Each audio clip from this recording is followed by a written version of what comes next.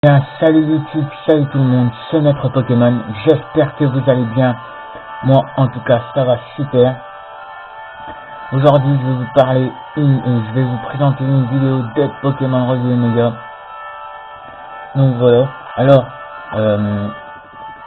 je vais commencer l'épisode Delta. Alors c'est bientôt à la fin là, sur Rayquaza. Alors j'ai pas pu faire les vidéos pour les petites missions qu'il fallait faire. Regardez celles de Galiouse, de Pierrix, vous verrez. Eux ils savent mieux expliquer et puis l'écran sera mieux net. Parce que là c'est avec ma tablette et c'est un peu compliqué. Mais j'ai que ça. Donc voilà.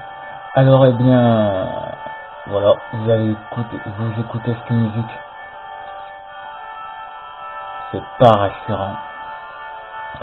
Donc on va monter à l'échelle. Donc c'est parti.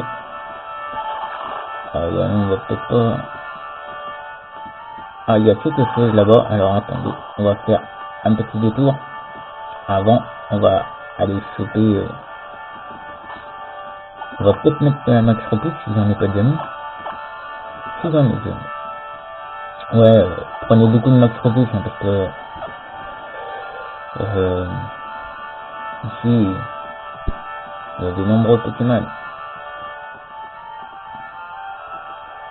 Alors il y a Cyclone, il y a Misdidule, il y a Misdidule, pardon. Il y a des Pokémon comme ça. Ah, une écaille Draco. Pas mal. Une écaille Draco. Donc vous voyez, hein, je savais même pas que c'était ça, donc voilà. L'écaille Draco se trouve là. Elle est vraiment terrifiante cette musique, hein, je trouve. Bon. Alors avant de rentrer dans le pilier céleste, ça s'appelle, vous devrez battre Marc, le champion de l'arène d'Atanalopolis. Celui qui ouvrira la voie pour que vous puissiez rentrer. Donc voilà. Ah, encore elle. Oui, parce que vous la croisez en bas. Ah, c'est toi. Je parie que tu meurs d'envie de savoir la suite de l'histoire. Je vais essayer que vous lisiez en même temps.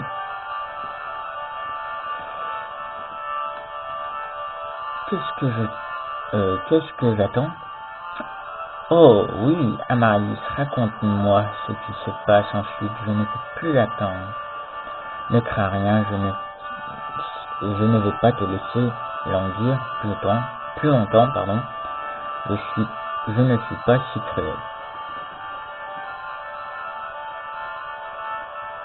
La météorite s'est mise à briller des couleurs de l'arc-en-ciel, d'un éclat si vif qu'on aurait presque pu sentir la vie battre en elle. C'est alors qu'un Pokémon d'un vert resplendissant descendit dessus, comme s'il répondait à l'appel de la pierre étincelante. Ce Pokémon, mon jeune ami, n'était autre que Rayquaza. La puissance de Rayquaza dépassait de loin celle des deux Pokémon ancestraux, et il parvint à renommer le calme sur le monde. Le peuple de OM célébra Rayquaza comme son sauveur. Plusieurs milliers d'années plus tard, une autre météorite bien plus grande que la précédente s'abattit au fond de la mer, et où elle creusa un immense cratère. Beaucoup plus tard, cet endroit reçut le nom d'Atanalopolis. Vous avez vu, il y avait le dessin de la Mégazone. Et voilà, la suite au prochain épisode. L'histoire ne fait que commencer. C'est ensuite que les choses se corsent.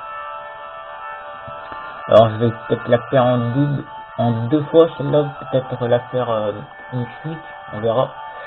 Parce que j'ai 15 minutes, et 15 minutes c'est pas beaucoup pour tourner. Ouais, c'est bon, on n'est pas allé long. Hein. Nous voilà enfin au moment le plus intéressant de l'histoire. Comme je te l'ai déjà dit, L'immense météorite est à l'origine d'Athanalopolis. La méga nous sommes dessin. Mais l'impact d'une météorite aussi puissante allait avoir de funestes conséquences pour l'humanité. En effet, le sol de ON s'était fracturé sous l'impact et l'énergie de la nature qui bouillonnait sous terre remonta à la surface, réveillant Primocule et Primocule. L'humanité n'avait pas oublié ce qui s'était passé des millénaires plus tôt. L'apparition providentielle d'un Pokémon légendaire, un ver étincelant, c'est alors que la météorite qui s'était écrasée à Tanopolis se mit à émettre une lumière. On aurait dit une gigantesque gemme sésame. De nouveau, Rayquaza descendit dessus, alors que les hommes multipliaient les marques de dévotion et son égard, un changement se produisit. Rayquaza fut enveloppé d'une lumière aveuglante.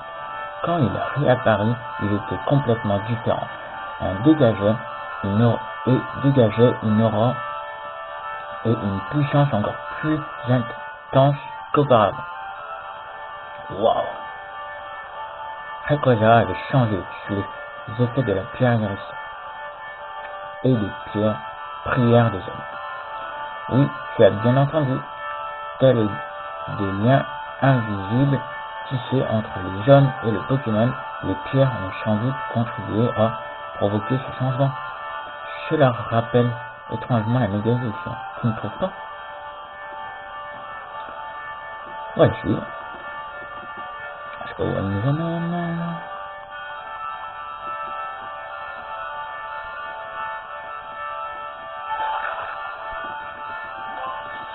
Encore un peu de max.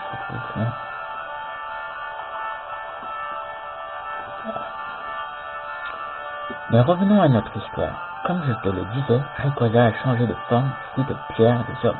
Alors, à ton avis, penses-tu que l'a exaucé? J'en sais rien. Rayquaza s'interposait de nouveau entre Primogroudon et Primokyogre. Il couvrit le ciel de ses barbillons dorés, son corps étincela d'un éclat viril, et un vent de tempête se mit à souffler. La lumière et le vent absorbèrent un éclair. La force de Primogroudon et Primokyogre ayant perdu leur forme primitive, les deux Pokémon disparurent dans les profondeurs de la terre pour l'un, au fin fond de la mer pour l'autre. Satisfait, Rayquaza reprit sa forme d'origine et s'éleva de nouveau dans le ciel. Ayant assisté à la scène, un homme de grande taille, venu d'une lointaine contrée, aurait prononcé ces mots. Le symbole Delta accompagne les grands bouleversements. Delta, ça me rappelle quelque chose, tiens. Vous pensez pas que c'est peut-être pas à Unis, là, les grands bonhommes qu'on avait vus? Je crois que c'est ça, hein. Je suis pas sûr. Mais ensemble, hommes, prières et pierres ont pu apaiser ce monde troublé.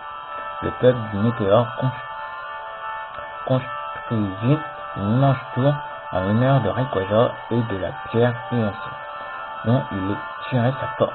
C'est également une façon de rapprocher un peu de Rayquaza qui vit dans les cieux. Ensuite, ils consignèrent leur histoire et les exploits de Rayquaza sur ces murs afin de les transmettre aux générations futures. Ok. Une immense tour, des murs couverts d'histoire. Tu vois où je veux en venir? Mais revenons à mon histoire, qui touche presque à sa fin. Voilà.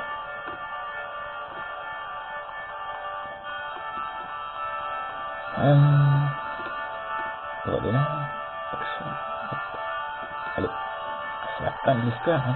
La fin est proche.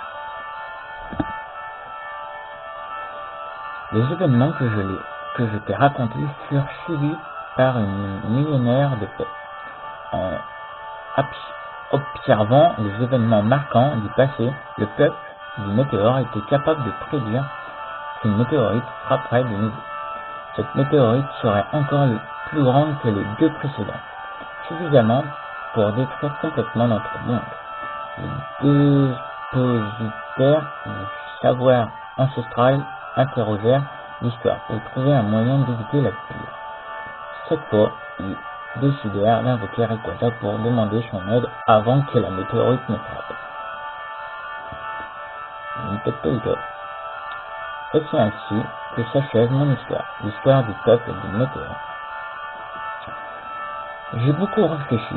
Comment préserver le bonheur du plus grand nombre? Que ferais-tu si tu avais aussi la force et le savoir, si c'était ton destin, si tu avais hérité de la volonté de ceux qui n'y sont pas parvenus? Il m'a fallu user de toute mon imagination. Ah ouais, quand même. Ah ouais. Bon, bien, ça fait 10 minutes que je tourne là, je pense que vidéo, donc je vais sauvegarder. Donc, on se retrouve tout de suite pour la deuxième partie de la vidéo, donc la capture de Rayquaza. Et je vous dis à tout de suite. Allez, à tout de suite.